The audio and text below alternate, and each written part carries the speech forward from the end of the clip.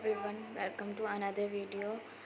इस वीडियो में हम फिफ्थ सेमेस्टर के मॉडर्न इंडियन पॉलिटिकल थॉट के सेकंड यूनिट स्वामी विवेकानंद के नेशनलिज्म यानी कि राष्ट्रवाद की बात करेंगे। इसमें बात करेंगे कि राष्ट्रवाद जो स्वामी विवेकानंद का था वो किन किन सिद्धांतों और किन किन तत्वों पर आधारित था। तो इस वीडियो को स्टार्ट करते हैं। तो स्वामी विवेकानंद जी के पहले बारे में जान लेंगे। स्वामी विवेकानंद जी का जीवन कैसा था।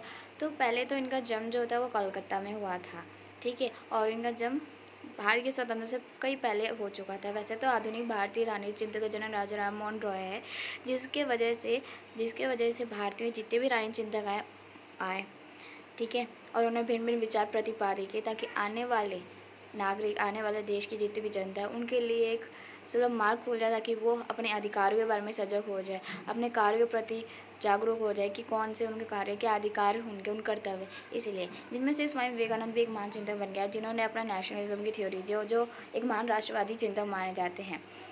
इनका उद्देश्य था मानव कल्याण का। ये मानवतावाद ज़्यादा सिद्धांतकार थे। ये चाहते थे कि मानवतावाद का कल्याण हो। इसलिए उन्होंने एक बार ये कहा था, शिकागो में जो एक धर्म संसद आयोजित की थी, वहाँ पे उन्होंने भाषण में कहा था कि देश का कल्याण मेरा कल्याण देश का कल्याण। इसीलिए उन्होंने इस बात पर बल दिया था। इसलिए वो मानवतावादी भी थे और उनका नेशनलिज्म धर्म पर आधारित तो था, लेकिन ये मानवतावाद, करुणा और न्याय पर भी आधारित है। इसलिए हम आगे इस बात पर भी बात करेंगे। ये जो सिद्धांत था वो वेदांत पे थे और अद्वैत वेदांत पर आधारित था। ये मानते थे कि संसार में जितने भी धर्म हैं वो अलग अलग है, जिनके कार्य अलग है, जिनकी पद्धतियाँ अलग हैं, रीति रिवाज अलग है, शिक्षा दीक्षा अलग है, लेकिन सभी धर्म का मूल जो तत्व है वो सर्वशक्तिमान है। सभी धर्म जो है वो एक ही है। उन्हें धर्म के आधार पर लोगों के बीच में जो टकराव होते हैं, भेदभाव होते हैं, उनका विरोध किया और लोगों को एकजुट करने में बल दिया। इसलिए उन्हें अद्वैत वेदांती भी कहा जाता है। और जब अद्वैत वेदांत साइंटिफिक वो मिल गया, प्रमाणिक मिल गया, तो फिर इनका जो सिद्धांत था और भी प्रमाणिक माना जाने लगा, क्योंकि इनका सिद्धांत अद्वैत वेदांत पे आधारित है कि ईश्वर एक है और उसके प्रति हमें कार्य करना चाहिए। इसीलिए उन्होंने किया था, ठीक है। विवेकानंद ने स्वयं और उनके कई प्रशंसकों ने संगठित राजनीति से दूर रहकर फैसले पर जोर दिया और ये राजनीतिक भी थे। जो स्वामी विवेकानंद थे वो विवादास्पद दृष्टिकोणों ने उनके जीवन के केवल चुनिंदा पहलुओं विशिष्ट समय के विशिष्ट विद्या कार्य को उजागर किया। वैसे तो उनके जो नेशनलिज्म है उनको धर्म पर आधारित था, इसलिए उनके राष्ट्रवाद सिद्धांत को धार्मिक राष्ट्रवाद कह के आलोचना भी की जाती है। लेकिन ऐसा नहीं कि वो किसी एक धर्म के प्रति वो पक्षपात थे, यानी कि एक ही धर्म को लेकर चलते थे, ऐसा नहीं है।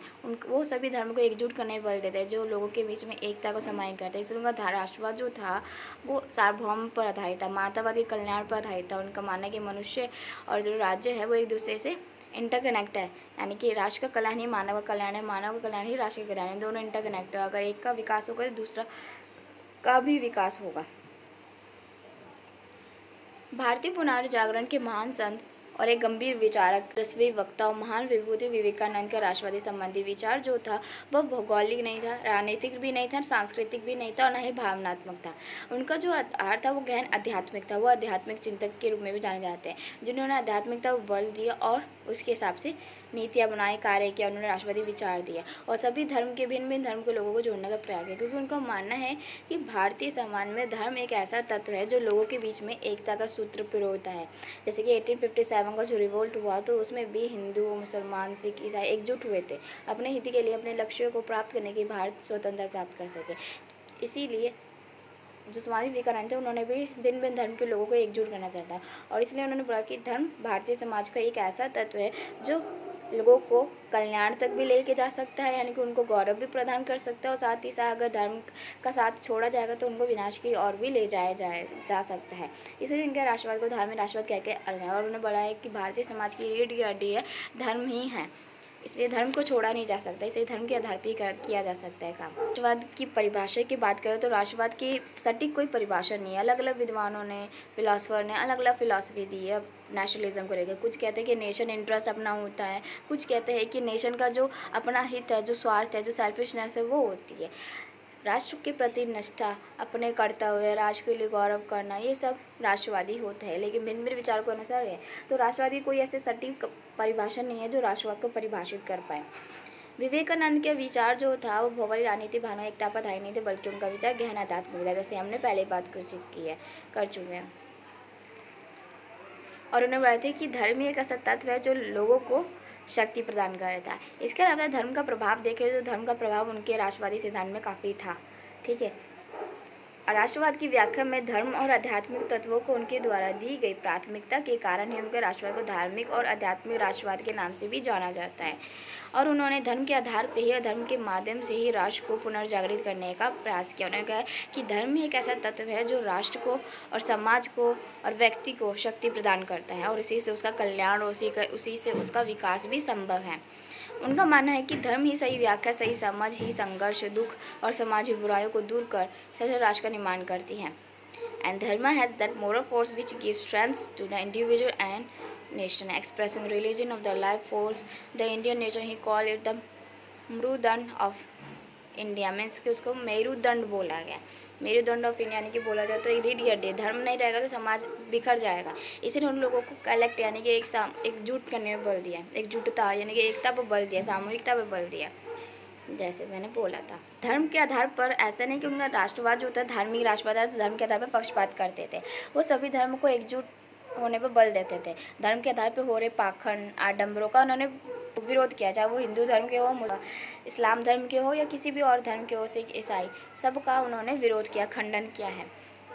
इसलिए उन्होंने पहचाना है, बोला है कि भारतीय समाज में धर्म ये जो मुख्य रूप से पहचान बनती है, लोगों को पहचान देती है, इसलिए उनका राष्ट्रवाद धार्मिक राष्ट्रवाद के रूप में जाना जाता है।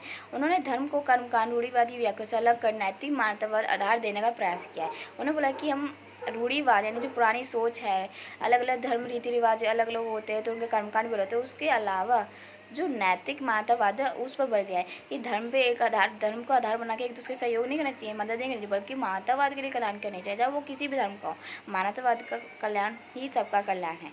इसलिए उन्होंने व्यक्तिगत और सामूहिक दोनों पहलू पर बल देते हुए धार्मिक कर्मकांड से पृथक कर राजनीति और समाज चिंतन में उसकी विशेष भूमिका पर बल भी दिया है। धार्मिक राष्ट्रवाद कर्मकांड के आधार को हटाकर राजनीतिक और सामाजिक क्षेत्रों में बढ़ावा दिया ताकि उनकी विशेष भूमिका बदलता कि उनका जो धर्म के आधार पर भेदभाव नहीं बल्कि समाज और राजनीति जो सभी का विकास को बढ़ावा दे सके, इसीलिए उन्होंने उस पर बल दिया। शिकागो में 1982 को 1893 में शिकागो जो अमेरिका में, वहाँ पे एक धर्म संसद आयोजित की गई थी, जहाँ पे एक स्पीच देने के लिए स्वामी विवेकानंद जी को भी इनवाइट किया था, और उन्होंने इस भाषण में भारतीय होने का गर्व भी जताया था। उन्होंने कहा था कि जिस देश से मैं आता हूँ उस देश से मुझे गर्व है, जहाँ पर भिन्न भिन्न देशों से सताए हुए लोगों को आरक्षण दिया जाता है, शरणार्थी के रूप में बना जाता है। ऐसे नहीं कि भारत में कोई भी आता है उसे भगा दिया जाता है। भारत के साथ जो भी मित्रता करना चाहते हैं उसमें भारत को शरण मिलती है, जहाँ पे लोग संगठित होकर विरुद्ध अपने लक्ष्यों को, देश को प्राप्त करने के लिए एकजुट हुए थे। लगभग उन्होंने लक्ष्य प्राप्त करे थे 1857 रिवॉल्ट के दौरान, लेकिन हाँ कुछ कमियाँ आ गई थी, इसकी वजह से वो अपना सक्सेस नहीं हुआ, लेकिन ऑलमोस्ट उन्होंने अंग्रेज़ों की जो नींव थी वो हिला ही दी थी। तो इस प्रकार उन्होंने उस बात पर बल भी दिया। शिकागो धर्म सभा जब विदाई भाषण आया तो उन्होंने इस पर भी कहा कि धर्मों के बीच एकता के बारे में बहुत कुछ कहा और बोला गया है, लेकिन अगर कोई सोचता है कि धर्म एक दूसरे पर जीत स्थापित कर लेता है तो उससे एकता स्थापित हो जाएगी, तो ये गलत है, ऐसी धारणा बिल्कुल गलत है। तो ऐसे लगाना चाहिए कि ऐसा नहीं है कि हिंदू ईसाई हो जाए या ईसाई हिंदू हो जाए, ऐसा नहीं करके हर धर्म अपने में रहकर ही कार्य करे, क्योंकि हर धर्म का अलग अलग तत्व है, परंतु उनका मूल सर्वशक्तिमान क्या है, मानवतावाद का कल्याण करना। ठीक है, जैसे कि एक इम्पोर्टेंट इन्होंने ये कहा था कि सतयुग में धर्म अलग है, सतयुग में धर्म करना तप होता था, और द्वापर युग में यज्ञ करना होता था, ज्ञान प्राप्त करना होता था, ऐसे ही त्रेता में अलग अलग होता था। लेकिन कलयुग में मात्र धर्म होता है मानवतावाद के कल्याण करना, यानी कि दान दक्षिणा करना, ताकि मानवतावाद का उत्थान हो सके, क्योंकि वर्तमान में लोग जो है मानवतावाद के लिए कार्य नहीं करते, अपने स्वार्थ को पूरा करते। इसलिए उन्होंने मानवतावाद को विकास करने में बल दिया ताकि लोग कल्याणकारी राज्य की स्थापना कर सके। इसलिए उन्होंने मानवतावादी होने पर बढ़ावा दिया ताकि लोग कार्य कर सके एक दूसरे के प्रति, बिना किसी धर्म भेदभाव के, लैंगिक समानता को दूर करके एक दूसरे का विकास कर सके। और विवेकानंद ने ही सत्य को अपना देवता मानते थे और पूरी दुनिया को अपना देश। राष्ट्रवाद और राष्ट्रीय केवल उनके लिए संकीर्णता का नाम नहीं था।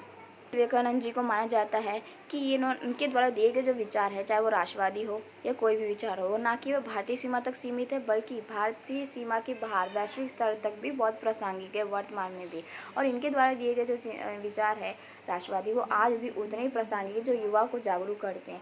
उनको बारे में बताते हैं कि देश के लिए कार्य तो करना है, लेकिन मानवतावाद का हार्श ना हो जाए ये भी देखना है, और मानवतावाद के कल्याण करना हमारे लिए सर्वप्रथम कर्तव्य है। इसीलिए उसका उत्थान भी हमारे लिए करना बहुत ज़रूरी हो जाता है। इसलिए उन्होंने उस कार्य पर भी बल दिया ताकि हम नीतियाँ सही से बना सके। इसीलिए एक महान राष्ट्रवादी जिन्होंने भारत की संस्कृति को, हिंदू धर्म की संस्कृति को या विभिन्न में भारतीय जो पहचान है उसको वैश्विक मंचों पर पहुंचाया है, समृद्ध किया है, गतिशील बनाया। इसलिए इनके द्वारा दिए गए चिंतन न केवल भारत के लिए काफ़ी महत्वपूर्ण है, प्रासंगिक है, बल्कि उनके लिए भी उतना ही रेलेवेंट और उतने महत्वपूर्ण हो गए हैं, specially in the present era where due to secular thinking, noble feeling like morality, patriotism, sociality, and disappearing from education, Sanatan culture Hindutva is not only considered communal but conspiracies are going over to weaken and defame it for the purpose of vote bank of appeasement।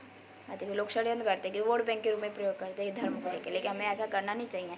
इसे स्वामी विवेकानंद ने महान राष्ट्रवादी माना जाते हैं, जिन्होंने ये कहा है और साथ ही उन्होंने ये कहा है कि देश का कल्याण ही मेरा उत्थान है। अगर देश का कल्याण होगा वो मेरा कल्याण है, और वही मेरा लक्ष्य है कि लोगों को एकजुट करना और उन्हें उनके उद्देश्यों और लक्ष्य तक पहुँचाना।